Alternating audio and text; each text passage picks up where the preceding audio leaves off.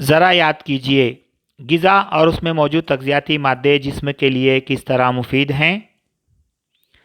غذا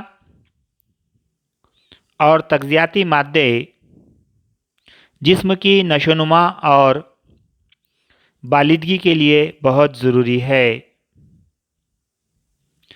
جسم کے لیے متوازن غذا کی کیا اہمیت ہے؟ جسم میں توانائی پیدا کرنے اور اچھی صحت برقرار رکھنے کے لیے متوازن غذا ضروری ہے۔ ہمارے جسم میں عضلات کون کون سے افعال انجام دیتے ہیں؟ ارادی عضلات خواہش کے مطابق جسمانی حرکات انجام دیتے ہیں۔ غیر ارادی عضلات جسمانی اعضاء پر قابو رکھتے ہیں۔ دل کے عضلات دل کی دھڑکن پر قابو رکھتے ہیں۔ نظام میں انہضامی رطوبتوں کی کیا اہمیت ہے؟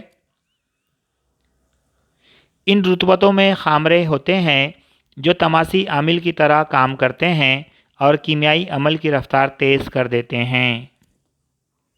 انسانی جسم میں تیار ہونے والے فاسد مادوں کو خارج کرنے والے نظام کو کیا کہتے ہیں؟ نظام استخراج۔ توانائی تیار کرنے کے عمل میں دوران خون کا نظام کیا اہم کردار ادا کرتا ہے؟ یہ آکسیجن اور گلوکوز کی ترسیل کرتا ہے۔